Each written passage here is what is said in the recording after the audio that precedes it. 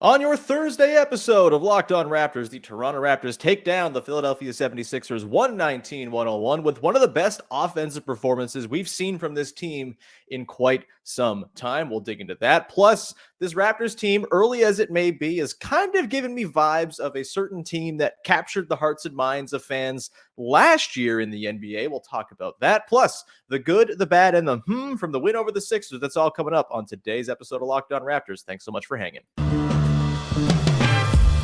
You are Locked On Raptors, your daily Toronto Raptors podcast, part of the Locked On Podcast Network, your team every day. Hey, what's going on? Welcome to episode number 1269 of Locked On Raptors for Thursday, October the 27th. I'm your host, Sean Woodley. You can find me on Twitter at WoodleySean. You can also find my newsletter, Post Touches, at Substack. You can go subscribe, get your email updates with those posts every single Friday. Keep an eye out there. New posts coming tomorrow. Plus, you can, go and support the show on all your favorite podcast apps for free. It's always the best way to support the show. Leave a rating, leave a review, tell a friend, all that good stuff. We are also on YouTube. If you want to see the video version of the show each and every day, just go hit the big red subscribe button and support the show. And I will forever be in your debt. All right, on today's show, the Raptors pull out a big win over the Philadelphia 76ers in their first of two with Philly in Toronto this week. Nice win, 119-109 against Philly on Wednesday night. And we're going to dig into some big takeaways and sort of some bigger picture feelings I have about this team in the early going as well. Good, the bad, the all coming up later on. But we should dig into my biggest takeaway off the top. And that is that this was one of the best offensive performances I've seen this Raptors team with this current core put together. There were some moments here and there, the zone kind of giving them trouble as it's wont to do, but they found enough shot making in those situations. And I think Pascal Siakam in particular did such a good job softening up the Sixers defense to be flambéed later on in the game with his first quarter shooting clinic that it just kind of set up the Raptors offensive ecosystem to really operate at its full peak potential. They come out of this game with 126 offensive rating, just north of that, and just a really, really crisp, beautiful to watch game from the Raptors. Their transition game was incredible. They outscored the Sixers 29-17 on the run. I believe I read this stat in Tim Bontemps' piece, kind of breaking down the contenders of the East through the first week. The Raptors were 10 of 10 in transition opportunities against the Sixers, which seems crazy for a team that last year, while they ran all the time, was not so hot when it came to actually converting on a per possession basis on the run. And so, yeah, it was all kind of clicking for the Raptors in this one. They overcame really good games from Tyrese Maxey and Joel Embiid because the offense was healthy enough and strong enough to power them through. And, it gives you a lot of optimism for what this team can be when the offense is humming along. Thoughts on Siakam, I guess, to begin. He is where this all sort of starts and finishes in a lot of cases. He's been just dynamite so far this season. Last night, of course, 20 points. He goes along with 5 boards and 13 assists as well. And to me, that first quarter, where I believe 15 of his points came,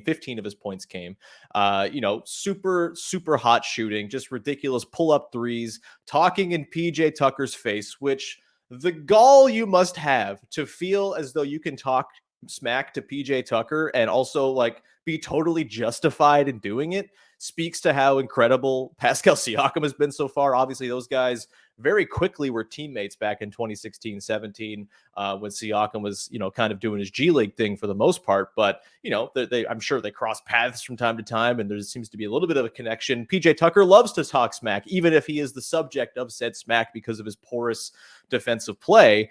It was great to see, beautiful to watch. You love that stuff. And Siakam was totally, totally right to be talking all that smack because the confidence with which he was pulling up for those threes, he had the mid-ranger where that might be an early contender for Doodley play of the week by the end of the week with the pull up over PJ near the end of the first quarter.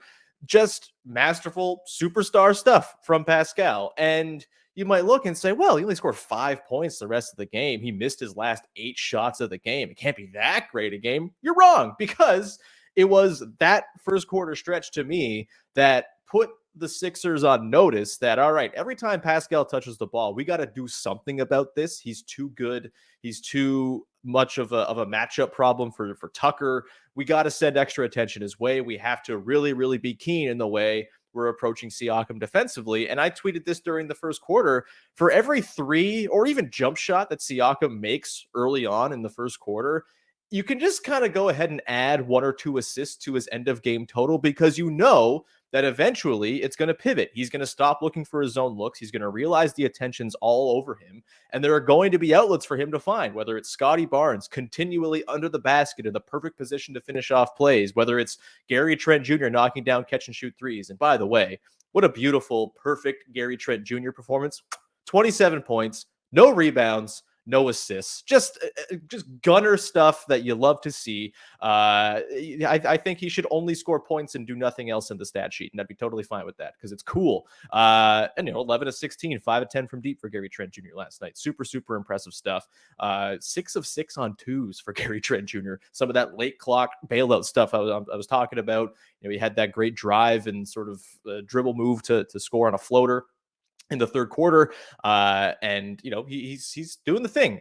But again, it all flows from Pascal Siakam, who just has such a great innate understanding of where everybody is on the floor right now. And it just makes it so the offense stands a chance of being effective in the half court, even against pretty good defenses, which maybe the Sixers are not. We'll get to that later on when I get to the bad, because, spoiler alert, there wasn't a whole lot of bad for the Raptors in this one. So I'm going to dunk on the Sixers while I can. And I think, for me, like the Trent Siakam duo is so valuable. We talked last season all throughout the year. Those two guys, more than anybody else, drove offensive performance for the Raptors night to night. The team scored well above their season averages in terms of points per possession when those two were on the floor. And you're seeing that kinship really pay off. We see Nick Nurse trying to keep those guys together when it comes to secondary units. We're going to talk about one of those very fun secondary units coming up a little bit later on as well. But so far this year, Trent is just like eating off of the very easy looks that Siakam's creating for him. Right now, I have the numbers here. So far, Trent shooting 58.3% on nearly 5 Siakam created shots a game per NBA.com's tracking data. So a pass from Siakam goes to Trent. Trent takes a shot. He's averaging 58.3% on those. And he's shooting 57% on nearly 3 Siakam created threes a game.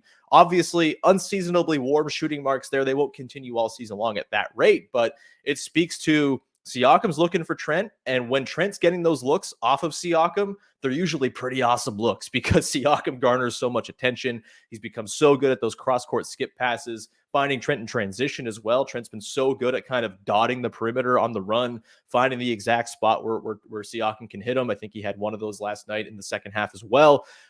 Just beautiful stuff. And again, it's all because of the just fear that Siakam is instilling in the hearts of opposing defenses. If you're looking for any red flags for the Raptors offense through a few games where it's been pretty, up and down, there have been some stretches where it hasn't looked so good. We did see kind of the best of it last night, but something to keep an eye on here. Rim pressure.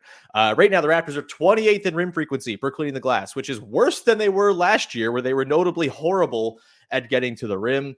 Even Siakam, 41% of his shots this year coming inside 10 feet compared to 55% last year. However, you kind of look at it and say, well, you look at the defenses that they've played. They've played the Jarrett Allen, Evan Mobley duo, who blocked everything in sight. The Raptors shot 30% from inside the arc in that game, still pulled out the win. You've got Bam Adebayo, who they played twice. Very good defensive center. Sure, Dwayne Dedmon stinks and played horribly in the minutes he was on the floor, but Bam Adebayo, very, very good. Joel Embiid, of course, we know, as much as he maybe didn't look like he was interested in playing defense last night, he's just such a deterrent. He's going to drive down your rim rate just because he's standing there. And then you even had Nick Claxton, who was playing an out-of-body game on Friday against the Raptors and made it so their life around the rim was hell there too. And they've weathered all of that. For me, I got to see what the quality of competition as it changes and kind of softens up here as we get through this first stretch of 7 games. Like, do the rim pressure numbers stay as low as they've been as they come up against teams with less potent rim protection? We'll see. You expect to have to take a lot of long 2s and 3s against teams with really great rim protection. That's just the way it is. It's just how it rolls. But if they can't sort of soften things up and get to the rim against some other teams, then yeah, that's going to be a cause for concern. But right now, I'm willing to chalk it up to, it's really good defense they've played. Their threes are falling, and the looks they've been getting, much like all of Trent's, have been great. Like, everyone's getting good looks right now. They're wide open all over the place. Chris Boucher, Fred VanVleet's even getting great looks out of those two-man games with Siakam, despite obviously being such a threat. And so I'm choosing to appreciate the process we're seeing offensively right now. We're seeing a little bit more pick and roll. Scotty Barnes has been pretty good as sort of a screener and dive guy, and he's obviously finding so many opportunities underneath the basket where Siakam's finding him for dump offs and whatnot. He had that crazy hook over Joel Embiid, which was just like, whew, okay, dude, all right, you're doing that now. That's not fair for anybody else. So yeah, there are certainly some things to keep an eye on, some early season trends that you don't want to see continue. You'd like to see Siakam get to the rim a little bit more just because he's that good when he does get there, but teams aren't letting him because they're terrified of him, and you can't blame them for that either. And I think process-wise, the offense has been fantastic, or at least it was fantastic for the most part in that Sixers game. It was great against the Nets. It was great for long stretches against the Heat as well. And they've been up against very good defenses here and are kind of making it work, even if maybe their numbers aren't, showing out as, they're a top 5 offense. I don't think that's ever going to be the case. We're kind of talking about grading on a curve here for this Raptors team because we know the defense could be incredible. They just got to be good enough offensively, and they're going to be a serious problem. Another team that was a serious problem was the 2021-2022 Memphis Grizzlies. Oh, I just scared you. Oh my God, the Grizzlies. Yeah, that team was awesome. Guess what? I kind of think the Raptors might maybe be this year's version of the Grizzlies. We'll get to that and why I think that might be the case in just 1 second here as we leave off the chat about the offense in the first game against the Sixers. Hopefully they can carry that over into game 2 against Philly and keep on keeping on. But we will talk about the strange vibes I'm getting, the exciting vibes I'm getting about this team and how they might kind of line up with last year's Grizzlies in just 1 second here. But before we do that, I want to tell you about our friends over at Prize Picks, who are making daily fantasy sports fun, easy, super, super accessible. You got to check them out. Right now, Pascal Siakam is throwing a bazillion assists a game. If you go to Prize Picks and you sort of put in your entry to have Siakam go more than what they projected for him to get, you can win yourself some bucks because with Prize Picks, you can enter 2 to 5 different players in your daily fantasy sports entry. Pick whether they're going to get more or less than the number of points they're projected for. And if you're right, you can win up to 10 times on your entry. Just go and check them out right now. It's super easy. They got safe and fast withdrawals. They're operational in over 30 states and Canada as well. And it's not just basketball. You can make cross-sport entries. So you can have Pascal Siakam getting more than 9 assists. And you can go with, Bryce Harper getting more than half a home run in the World Series. It's all there for you. Go check it out. Download the Prize Picks app or go to prizepicks.com to sign up and play daily fantasy sports. First-time users can receive a 100% instant deposit match up to $100 with the promo code Locked On. That means if you put in $100, they're going to give you $100, poof, into your account for free. In addition to that $100 you've already deposited to go and play with. Don't forget to enter the promo code Locked On at sign up for an instant deposit match up to $100 on Prize Picks. And we continue on here with your first listen of the day. And let's dive in, shall we, to the sort of strange corollaries I'm feeling 5 games in, admittedly very, very early, between this Raptors team and the Grizzlies team that went nuts last year and just went scorched earth on the entire league with Ja Morant leading the way. Look, very differently constructed teams, of course. The Grizzlies built around kind of a traditional point guard and incredibly defensively stout anchor in Jaren Jackson Jr. last year. Desmond Bane filling in the gaps as an offensive punch guy as well. And then just like dudes who are good at basketball up and down the roster. I don't think there's any argument that last year's Grizzlies team certainly deeper than this year's Raptors team. And if the Raptors have any designs on winning the 56 or 58 games or whatever the hell it was the Grizzlies won last year, they're going to have to stay healthy. They're not going to be able to avoid survive, that is, 25 games of a Ja Morant-like injury to, a Pascal Siakam. That's not the type of team they are. So it's not an exact comparison, but hear me out here. Here's why I kind of think the Raptors of this year have a shot to be like last year's Grizzlies, who took the league by storm. One, they've got a guy who's playing at a top 10 level. Number one, Pascal Siakam is playing out of his mind right now. Again, there are some things to keep an eye on, the rim pressure, all that stuff. Hopefully he can kind of get to the rim a little bit more regularly like he has in the past. But the way he's playmaking, the two-way play from him, the way he conducts the defense, he's playing like a top 10 player, full stop, no doubt. He's been incredible so far this season. That's job number one. Ja Morant was that player driving the bus last year for the Grizzlies. I would also say this year's Raptors team has a little bit better top-end talent overall, sort of across the board. The top 5 or 6 players, I would probably take this year's against last year's Grizzlies team. This year's Raptors, I would probably take them, but that's besides the point. They also play a style, much like that Grizzlies team, that's conducive to regular season wins. They are a nightmare to play. They play very good defense that they can fall back on even when their offense is faltering.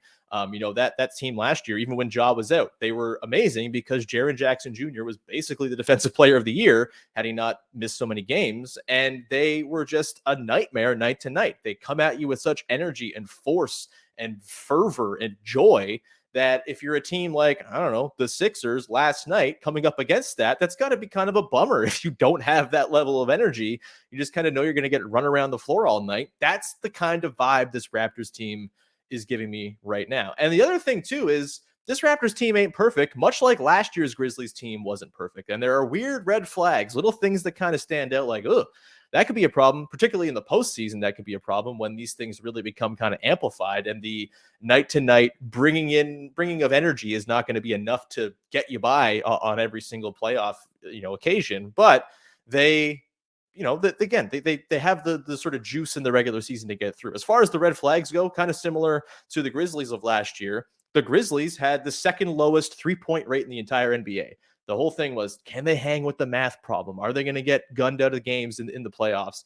All of this. It's a similar but different thing for the Raptors, and that it's their rim pressure that we just talked about. That's kind of their big bugaboo. Can they get enough shots at the rim to really make some hay? Obviously, the three-point shooting is so unseasonably warm right now as well that maybe that's going to come back down to earth a little bit. Although, as we talked about on yesterday's show, I kind of think they might be just a good three-point shooting team that's going to prioritize quality looks over, abundant quantity of looks. Either way, you have those big sort of glaring things that most good teams don't really struggle with that might not come in the way of a lot of wins in the regular season, but could be something that rears its head in the postseason, much like I think, just sort of the general uneasiness with the Grizzlies did kind of pop up against the Wolves where they had to go to 7, against the Warriors. Obviously, they gave the Warriors a fight without Ja Morant for parts of that series. And so, I think that also applies is that the Raptors are going to give any team a fight. They're going to be a miserable team to play against in the playoffs.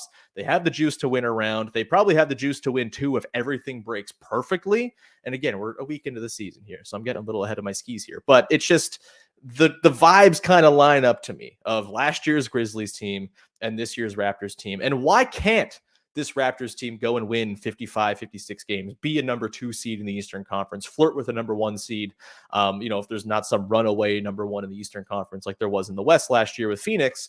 Like, the ingredients are here. We see that when this team is rolling, when they're hitting their threes, when Pascal Siakam is like just softening up a defense like you're dropping a pat of butter in a pan, like it all really, really works. And when this team looks good, they look really freaking good. They look like a steamroller going down an icy hill. It just, once they get that positive feedback loop of turnover, transition opportunity, bucket, Siakam half opportunity, bucket, the defense being able to be set and causing problems, boy, they're a nightmare team to play against, much like the Grizzlies were last year. And so I'm not saying it's going to happen. I'm not saying it's like a guarantee that they're going to go and win 56 games and be this year's darlings, the team that kind of comes out of nowhere, that's getting ESPN full-on dedicated days to covering all the good stuff they're doing. But certainly it's something where I just think the sort of ingredients and the vibes and the sort of, the narrative, that's not really the word I'm looking for here, but just like you check all these little boxes. There's, the league always has these sort of types of teams and archetypes that appear. The team that surprises and wins more games than it's expected to. The team that looks ahead of schedule.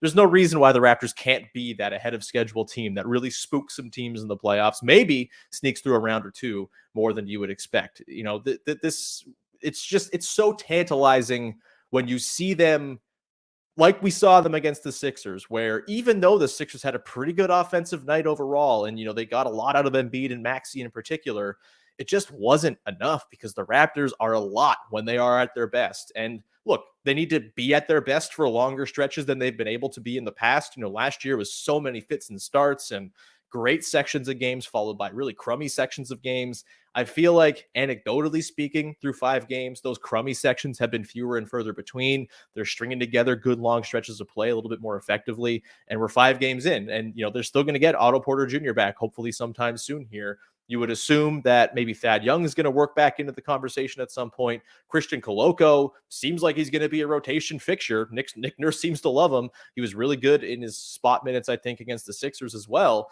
And, you get enough guys, you get enough depth going. You get, obviously, the style of play that just makes teams feel miserable. As I put it before the season, the Raptors are going to lead the league in number of times they make their opponent want to drink bleach.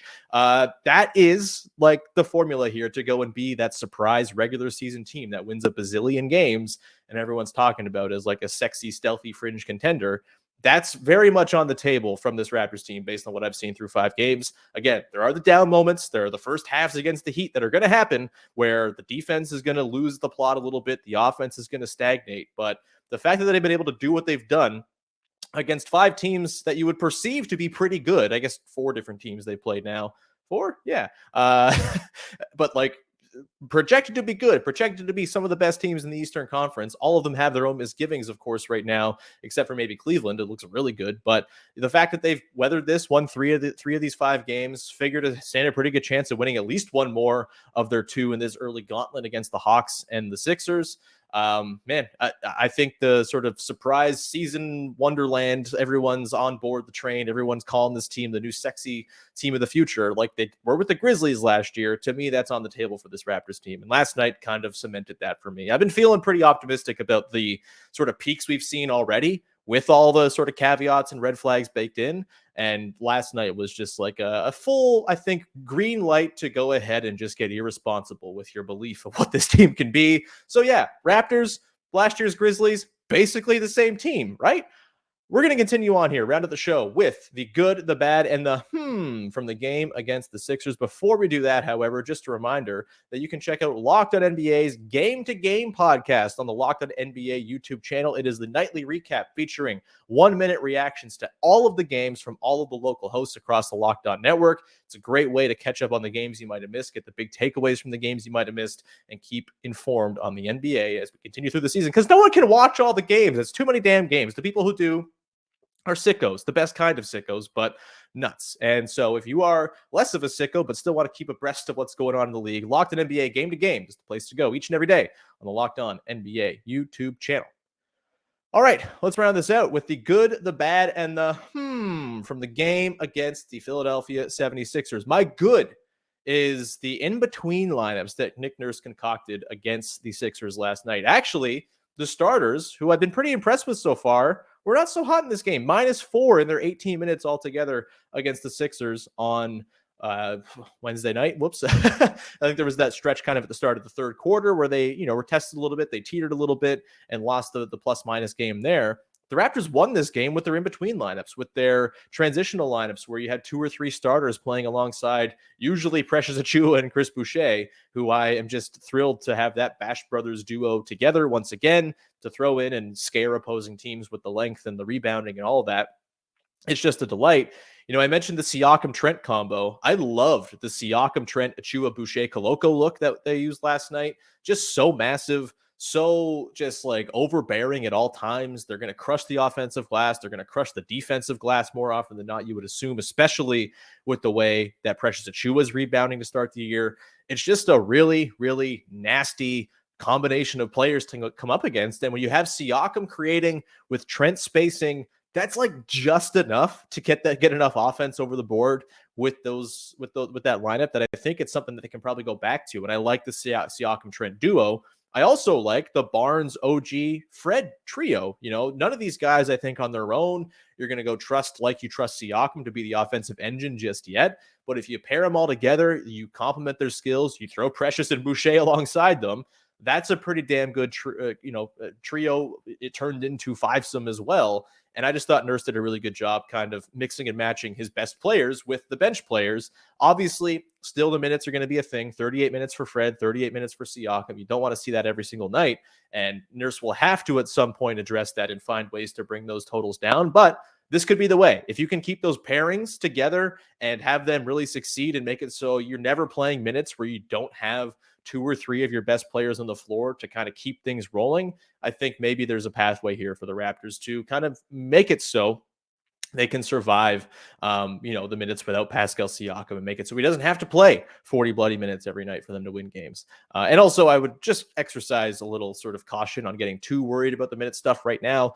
It's still the first couple weeks of the season, and they have a very hard schedule. Like, they want to win these games. As we've talked about, the Eastern Conference is a bear. Winning these games now, just as important as winning these games later in the year for tiebreaker purposes, all this stuff. And so I don't begrudge the Raptors for going all out to try to win these games right now. And I think those in-between lineups, eventually will be a pathway to bringing those minutes totals down, like what I saw. And I also, just because the starters lost their minutes last night, I still think I'm liking what I'm seeing there a lot more than I liked last year. It looks a lot more sort of in tune and crisp. And again, Siakam, just running it through him leads to lots of good things for that lineup and every lineup he plays in because he rocks.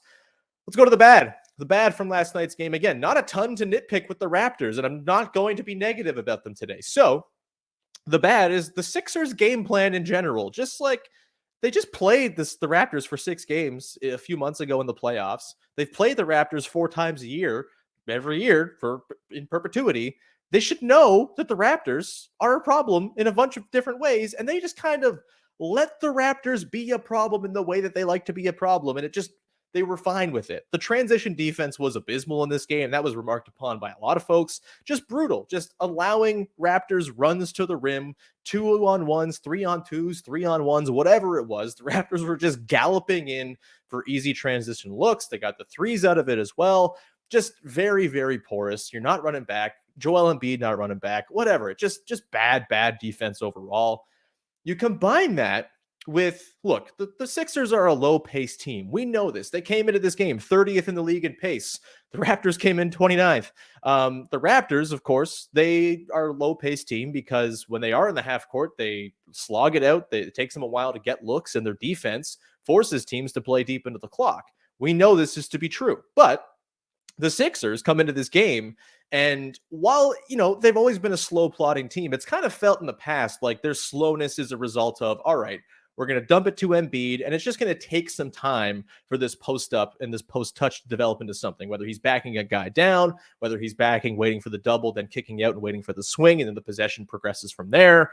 That always felt like, yeah, these possessions are slow and cumbersome, but like there's direction from second 1 to second 24 in a lot of cases. And there's actually something going on for them in the interest of getting a good look.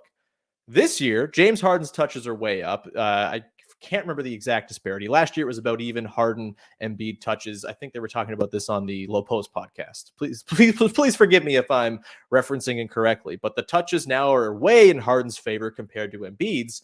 And that leads to a whole lot of possessions where Harden's just like dribbling the ball at the top of the arc for 12 seconds, artificially shortening the possession. And the Raptors are a team defensively that can hang for 24 seconds. Yeah, sometimes they'll get burned in the final couple seconds of the clock with that one last missed rotation, but the Sixers aren't even giving them the chance to get burned by that 22nd rotation because they have 12 seconds to work with. And the Raptors can hang for 12 seconds on defense and force shot clock violations, force terrible looks. They did it all night last night. You combine that with the fact that, they just didn't really seem to have all that much of an idea of what to do when they were doubling Joel Embiid. It was just like, all right, well, I guess we'll double Embiid. Embiid will pass to Harden. The Raptors will rotate crisply out to stop Harden. And then he's going to throw it to the corner and Tucker's going to miss a 3 or hit a 3. And you're totally fine with PJ Tucker taking a 3. That didn't seem, that wasn't all that ingenious as to what they were doing offensively.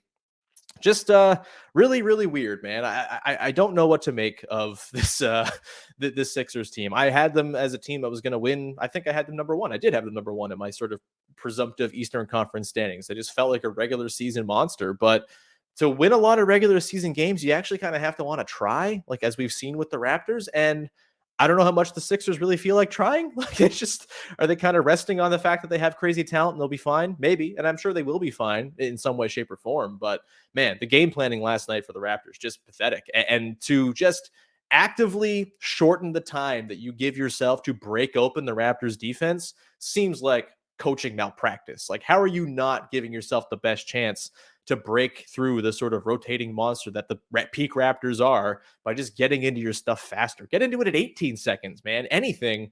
But there were so many possessions last night. Our friend Joe Wolfon from The Score shared one of them where for like the entire possession, Fred VanVleet and Pascal Siakam were able to keep the ball above the 3-point arc as, Embiid and Harden just kind of took turns trying to figure out what the hell to do.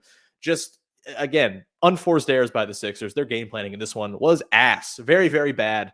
Let's go to the shall we? And this one I will actually give some love to the Sixers and one player on the Sixers, and that is Tyrese Maxey, who is like a very, very ominous sort of I'm very scared of Tyrese Maxey.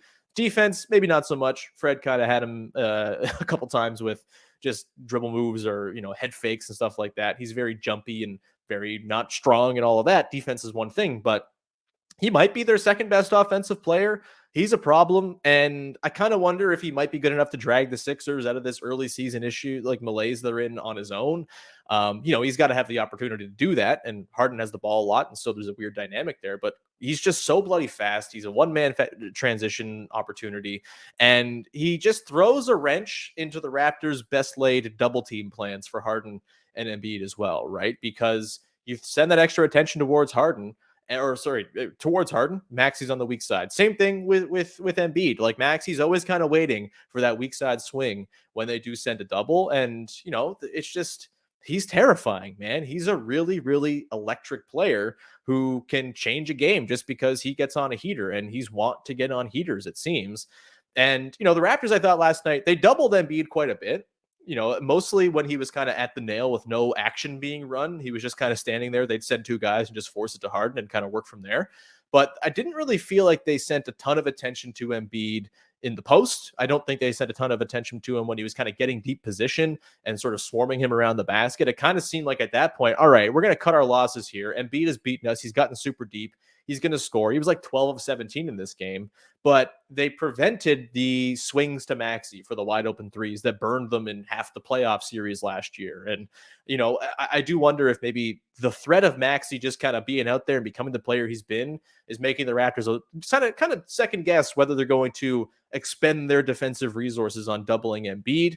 Of course, you can test Embiid to make passes, and we know that he's going to be turnover prone as well, but Maxey is a different kind of threat out there. And I do think he kind of changes the way we've seen the Raptors defend the Sixers the last couple seasons, where it's been so Embiid centric. And it's like, all right, we'll just let everybody else beat us, and that's fine. You don't want to let Tyrese Maxey beat you because he just might. And that's a problem. That said, with Maxey being so important, I do really think this Sixers defense might be in some trouble. To me, they kind of give off sort of a vibe of that Jazz Mitchell team, right? Where really, really good, lots of good things going for it, but you get to the playoffs and Embiid's just going to be asked to do too much defensively. It's just the wing defense doesn't seem like it's there. Tobias Harris had his moments in the playoffs last year, but I wouldn't count him as like a lockdown defender.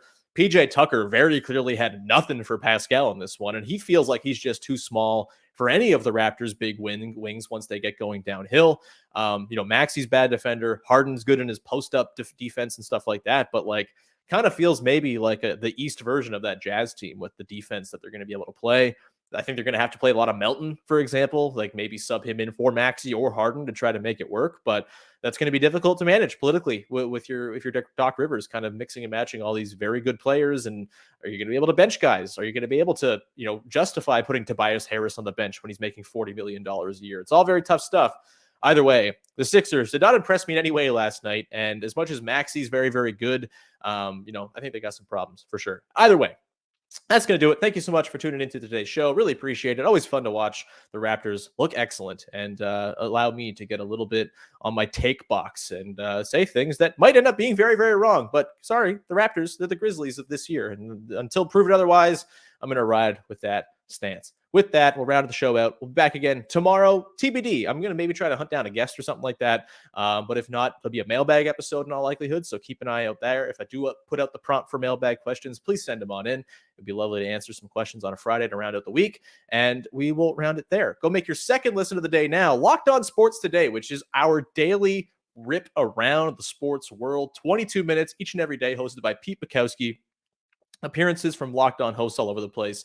It really is the best way. If you're a sports head, if you're trying to keep up with what's going on in the sports world across the big four sports and beyond, Locked On Sports Today is the place to go. It's on YouTube. It's on your podcast apps. It's everywhere. Go check it out. Locked On Sports Today. All right, we'll round it there. We'll talk to you Friday with another episode of Locked On Raptors. Bye-bye.